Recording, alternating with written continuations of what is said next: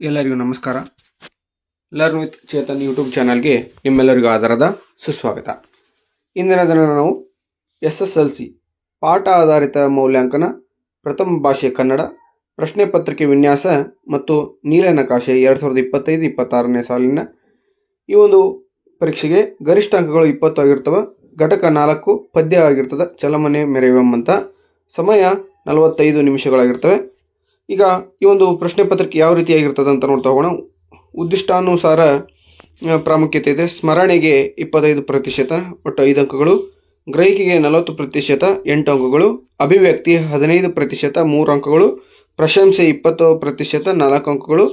ಒಟ್ಟು ಟೋಟಲ್ ಆಗಿ 100%, 20 ಅಂಕಗಳು ಇರ್ತದೆ. ವಿಷಯಾನುಸಾರ ಪ್ರಾಮುಖ್ಯತೆ ಗದ್ಯ ಮತ್ತು ವ್ಯಾಕರಣ 20 ಅಂಕಗಳು. ಒಟ್ಟು ಪ್ರಶ್ನೆಗಳ ಸಂಖ್ಯೆ 11 ಆಗಿರ್ತದೆ.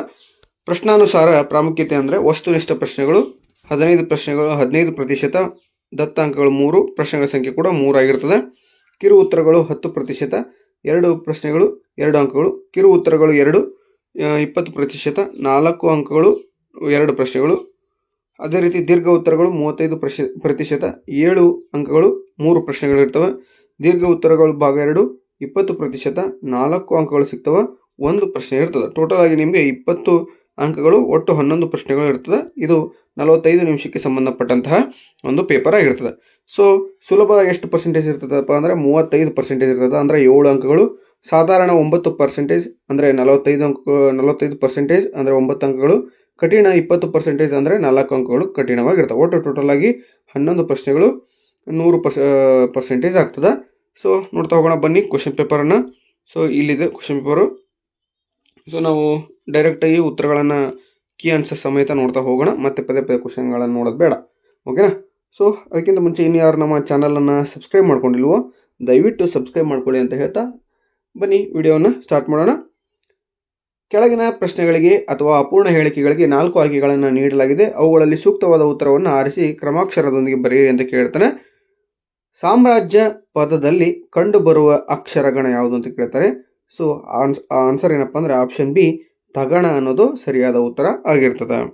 ಎರಡನೇ ಪ್ರಶ್ನೆ, ಅಂತಕಾತ್ಮಜ ಈ ಪದವು ಸಮಾಸಕ್ಕೆ ಉದಾಹರಣೆಯಾದ ಪದವಿದು ಅಂತ ಕೇಳಿದಾನೆ. ಯಾವುದಪ್ಪ ಸಮಾಸ ಅಂದರೆ ಆಪ್ಷನ್ ಸಿ ಬಹುರ್ವಿಹಿ ಸಮಾಸ ಅನ್ನೋದು ಸರಿಯಾದ ಉತ್ತರ ಆಗಿರುತ್ತದೆ. ಅಂತಕಾತ್ಮಜ. ಇನ್ನು ಮೊದಲೆರಡು ಪದಗಳಿಗಿರುವ ಸಂಬಂಧದಂತೆ ಮೂರನೆಯ ಪದಕ್ಕೆ ಸರಿಹೊಂದುವ ಸಂಬಂಧಿ ಪದವನ್ನು ಬರೆಯಿರಿ ಅಂತ ಕೇಳ್ತಾನೆ. ಗುರು 1 ಆದಿಯೋಳ್ ಉತ್ಪಲ ಮಾಲಾ ವೃತ್ತ ಆದರೆ ಲಘು 4 ಆಗಿರೆ ಚಂಪಕ ಮಾಲಾ ವೃತ್ತ ಅನ್ನೋದು ಸರಿಯಾದ ಉತ್ತರ ಆಗಿರ್ತದೆ. ಇನ್ನು ಮೂರನೆಯ ಮೇನ್ ಪ್ರಶ್ನೆಗಳನ್ನು ನೋಡಿ. ಪ್ರತಿಯೊಂದು ಪ್ರಶ್ನೆಗಳಿಗೆ ಒಂದೊಂದು ವಾಕ್ಯದಲ್ಲಿ ಉತ್ತರ ಬರೆಯಿರಿ ಅಂತ ಕೇಳ್ತಾನೆ. 4ನೇ ಪ್ರಶ್ನೆ, ದುರ್ಯೋಧನ ತಾನು ಹೋರಾಡುತ್ತಿರುವುದು ಏಕೆ ಎಂದು ಭೀಷ್ಮನಿಗೆ ಹೇಳುತ್ತಾನೆ ಅಂತ ಇದೆ. ಸೊ ಆನ್ಸರ್ ನೋಡ್ತಾ ಹೋಗೋಣ. ದುರ್ಯೋಧನ ತಾನು ಹೋರಾಡುತ್ತಿರುವುದು ನೆಲಕ್ಕಾಗಿ ಅಲ್ಲ ಛಲಕ್ಕಾಗಿ ಎಂದು ಹೇಳುತ್ತಾನೆ. ದೀನಪಸುತ ಎಂದರೆ ಯಾರು? ದೀನಪಸುತ ಎಂದರೆ ಯಾರು ಅಂತ ಕೇಳ್ತಾನೆ. ದೀನಪಸುತ ಎಂದರೆ ಕರ್ಣ ಆಗಿರುತ್ತಾನೆ. ಕೆಳಗಿನ ಪ್ರಶ್ನೆಗಳಿಗೆ 3 ಅಥವಾ 4 ವಾಕ್ಯಗಳಲ್ಲಿ ಉತ್ತರವನ್ನು ಬರೆಯಿರಿ.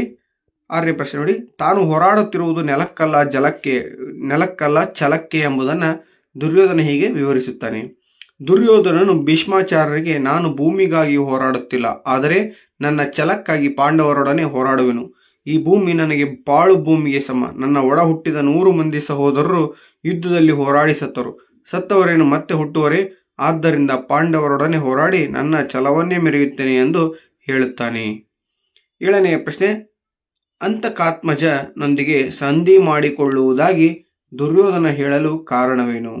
ನನ್ನ ಪ್ರೀತಿಯ ಗೆಳೆಯ ಕರ್ಣನನ್ನು, ನನ್ನ ಪ್ರೀತಿಯ ತಮ್ಮನಾದ ದುಶಾಸನನ್ನು ಕೊಂದ ಅರ್ಜುನ ಭೀಮರು ಬದುಕಿರುವವರೆಗೂ, ನನ್ನ ದೇಹದಲ್ಲಿ ಪ್ರಾಣ ಇರುವವರೆಗೆ ನಾನು ಸಂಧಿ ಮಾಡಿಕೊಳ್ಳಲು ಒಪ್ಪುವುದಿಲ್ಲ. ಮೊದಲು ಆ ಇಬ್ಬರನ್ನ ಕೊಲ್ಲುವೆನು. ಅವರನ್ನು ಕೊಂದ ಬಳಿಕ ಧರ್ಮರಾಜನೊಡನೆ ಸಂಧಿ ಮಾಡಿಕೊಳ್ಳುತ್ತೇನೆ ಎಂದು ದುರ್ಯೋಧನನು ಹೇಳುತ್ತಾನೆ. ಕೆಳಗಿನ ಕವಿ ಸಾಹಿತಿಯ ಸ್ಥಳ, ಕಾಲ, ಕೃತಿ ಮತ್ತು ಬಿರುದು ಅಥವಾ ಪ್ರಶಸ್ತಿಗಳನ್ನು ಕುರಿತು ವಾಕ್ಯ ರೂಪದಲ್ಲಿ ಬರೆಯಿರಿ ಅಂತ ಕೇಳ್ತಾನೆ. ಯಾರು ಕೊಟ್ಟಿದ್ದಾರೆ ಅಂದರೆ ರನ್ನ ಕವಿ ಇದು ಕೊಟ್ಟಿರ್ತದೆ.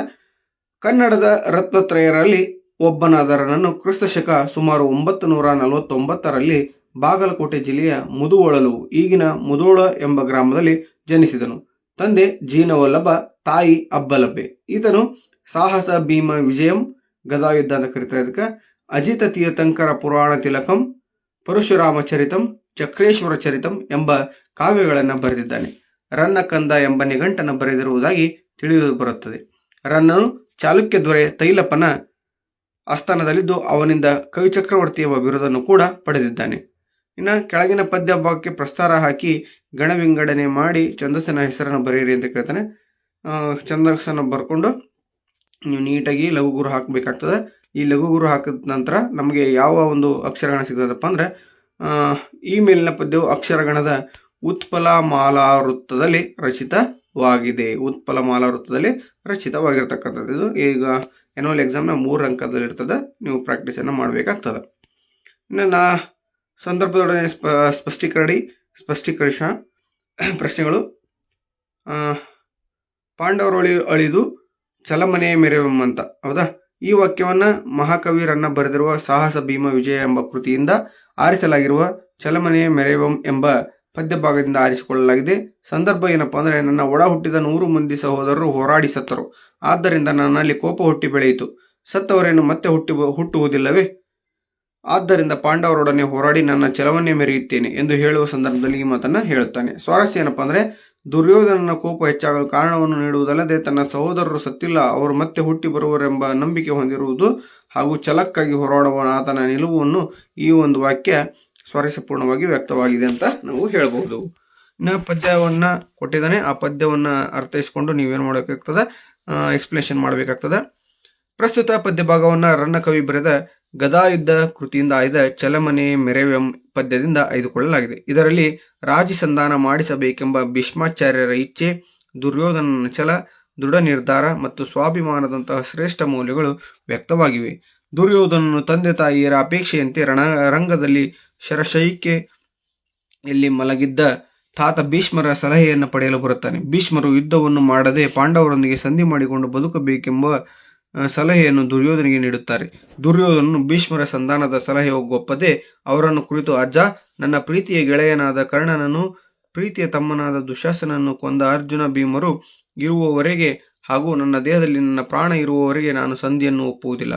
ತಾತ, ಮೊದಲು ಅವರಿಬ್ಬರನ್ನು ಕೊಲ್ಲುತ್ತೇನೆ, ಕೊಂದ ಬಳಿಕ ಧರ್ಮರಾಯರೊಡನೆ ಸಂಧಿ ಮಾಡಿಕೊಳ್ಳುವೆನು. ನನ್ನ ದುಃಖವು ತಣ್ಣಗಾದಾಗ ಸಂಧಿಯನ್ನು ಮಾಡಿಕೊಳ್ಳಲು ನಾನು ಬೇಡುವೆನ್ನುತ್ತೇನೆಯೇ ಎಂದು ಹೇಳಿದನು.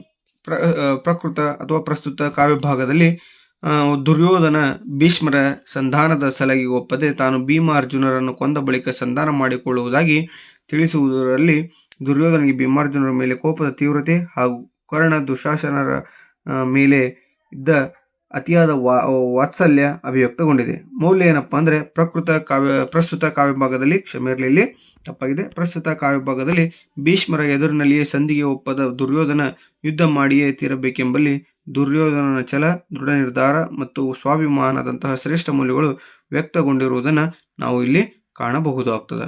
ಓಕೆನಾ? ಸೊ ಇದಾಗಿತ್ತು ಇಂದಿನ ವಿಡಿಯೋ.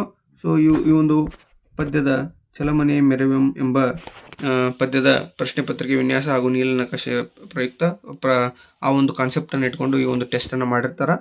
ಸೊ ಈ ಒಂದು ವಿಡಿಯೋ ನಿಮಗೆ ಇಷ್ಟ ಆಗಿದ್ರೆ ದಯವಿಟ್ಟು ಲೈಕ್ ಮಾಡಿ, ಶೇರ್ ಮಾಡಿ, ಕಮೆಂಟ್ ಮಾಡಿ ಅಂತ ಹೇಳ್ತಾ ಸಬ್ಸ್ಕ್ರೈಬ್ ಮಾಡ್ಕೋದನ್ನು ಮರೆಯಬೇಡಿ ಅಂತ ತಿಳಿಸ್ತಾ ಇಷ್ಟೊತ್ತು ವಿಡಿಯೋವನ್ನು ನೋಡಿರ್ತಕ್ಕಂಥ ನಿಮ್ಮೆಲ್ಲರಿಗೂ ಕೂಡ ತುಂಬ ಧನ್ಯವಾದವನ್ನು ತಿಳಿಸ್ತೇನೆ. Thank you so much.